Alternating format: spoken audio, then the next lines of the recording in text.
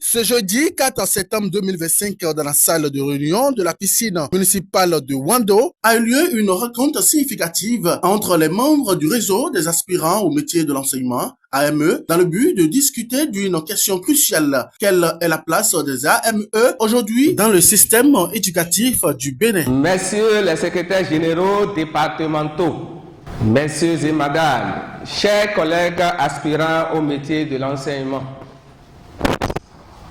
aujourd'hui marque un tournant, un moment que nous avons longtemps espéré, préparé et que nous vivons ensemble.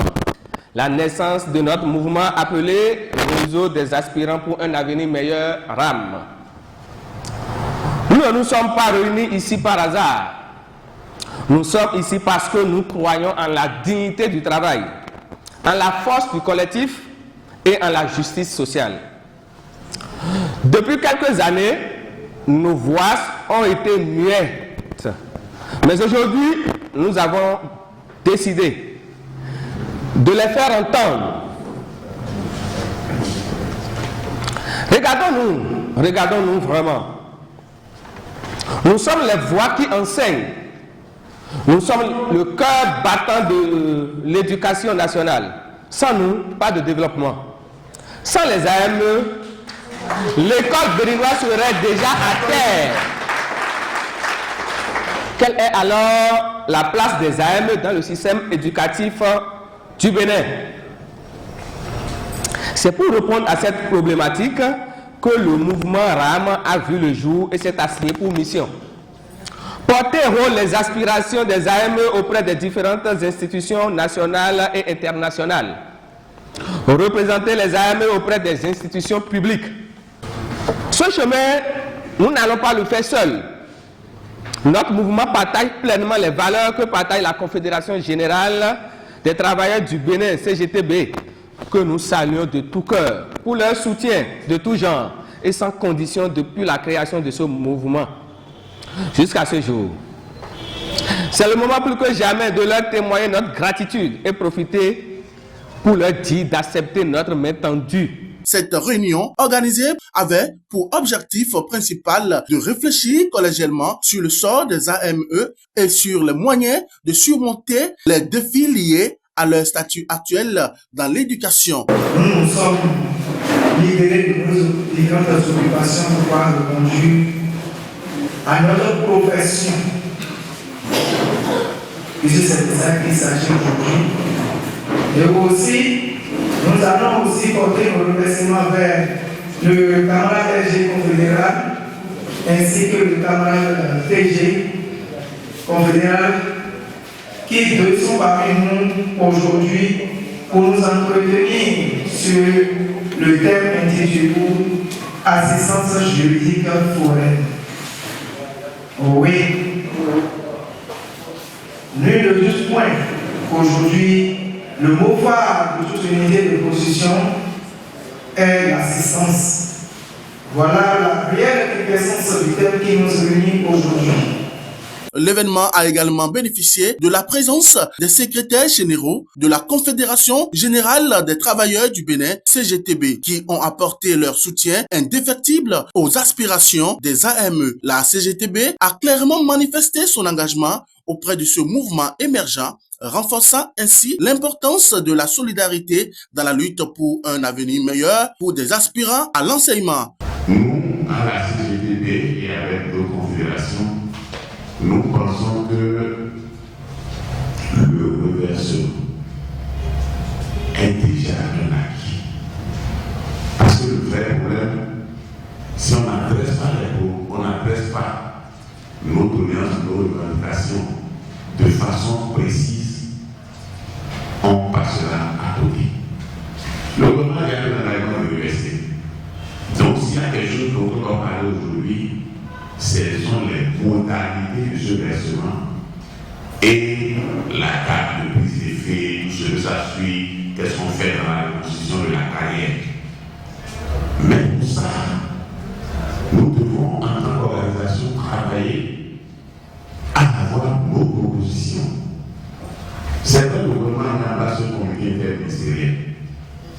Le travail qui est fait au Sénégal aujourd'hui, c'est nous-mêmes là, comment est-ce que nous voyons ce revêtement. Quelles sont nos attentes pour ce revêtement? Et ce travail-là, il faut le faire pour le verser dans les débats pour l'opérationnalisation de la décision de revêtement. C'est parce qu'on a des sentiments de la CTV qu'on est en train d'enfoncer une porte ouverte parce que nos problèmes, on les pose pas bien. Pour nous, il n'y a pas de bourse. Le revêtement lui-même en tant que principe est acquis parce que c'est un élément de sécurisation de l'emploi. Mais comment est-ce qu'on y arrive? Quels sont les éléments qu'il faut capitaliser au profit de la carrière de ceux qui, pendant des années, permettent de soutenir le système éducatif? On a parlé de la sécurité de l'emploi, de la sécurité juridique de l'emploi dans le système éducatif. Mais le système éducatif, c'est par essence la moelle épinière du développement d'un pays. C'est là qu'on forge les hommes. C'est là qu'on prépare les dirigeants de demain. C'est là qu'on prépare les créateurs de richesses. C'est là qu'on prépare l'avenir du pays. Donc, il n'est pas possible de construire l'avenir du pays avec des gens qui sont en situation précaire. Est-ce qu'on peut construire des choses solides avec la précarité? C'est non. Maintenant que la décision pour aller de reverser a été déjà prise, annoncée par le Conseil des ministres, nous autres, c'est de dire, voilà comment nous voyons le reversement. Sinon, on serait en train de réparer quelque chose qui est acquis. Tout le monde parle, on veut le reversement, c'est normal. Mais l'action syndicale a besoin d'aller au-delà, parce que l'acquis qui est là, on ne peut plus réparer le reversement. Mais de notre point de vue, le reversement là, il est déjà acté par le gouvernement. Maintenant, comment on fait ça pour que les effets bénéfiques attendus puissent profiter aux bénéficiaires? Donc, pour moi, la CPTB et avec d'autres confédérations que nous travaillons, que ce soit la CFA et le STV, nous sommes clairs là-dessus. Pour dire, pour cette rentrée, ce n'est pas le redressement que nous demandons, ce n'est pas ça que nous réclamons, c'est le mode opératoire pour la mise en œuvre du reversement. Et pour ça, nous avons des propositions. Ces propositions, nous avons les versées. Parce que les trois organisations sont en train de préparer, alors je vous parle, la négociation qui va s'ouvrir avec le gouvernement prochainement. Au cours de cette rencontre, les participants ont échangé des idées et proposé des stratégies pour œuvrer en faveur du reversement des AME dans la fonction publique, une priorité majeure pour les responsables présents. Je vous demande vous savez, il a dit tout à l'heure que nous travaillons avec des confédérations partenaires. Ça, ce n'est pas un secret. C'est vrai. Mais nous savons tout ce que la CGTB met pour que ça soit ainsi. Parce que la CGTB, nous on a compris que les AME aujourd'hui sont incontournables dans le système éducatif. Mais faut-il commencer à continuer par les appeler AME? Je crois que non. Il a dit. C'est certainement pour voir si des gens ont toujours la vocation à votre niveau. Mais depuis 6 ans, mais celui qui n'a pas la vocation, ceux qui n'ont pas la vocation sont déjà partis. Ceux qui restent, c'est eux qui ont la vocation. Donc il faut trouver maintenant le mot, les critères qu'il faut pour, n'est-ce pas, les reverser. Et la CGTB s'attelle à ça tous les jours. Les débats ont souligné la nécessité d'une mobilisation collective afin de garantir une reconnaissance et des conditions dignes pour les aspirants au métier de l'enseignement. Je réponds au nom de Florentin Zondiepon. Le développement de tout pays se repose sur le système éducatif. Et quand on parle du système éducatif, il est question des enseignants. Et aujourd'hui au Bénin, quand on parle d'enseignants, il y a plusieurs catégories. Nous avons les FE, les ACDPE et maintenant les AME. Alors, la question est de savoir quelle est la place des AME aujourd'hui dans le système éducatif du Bénin. Et c'est pour répondre à cette préoccupation, à cette interrogation, que le mouvement a vu le jour. Et le mouvement a vu le jour avec des objectifs. Et parmi ces objectifs, le mouvement va lutter pour que l'avenir des AME soit meilleur.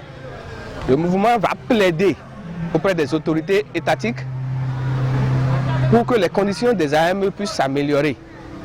Le mouvement va permettre quand même pour que les AME puissent se retrouver ensemble, puissent discuter ensemble, puissent être dans un creuset afin de porter la voix des AME.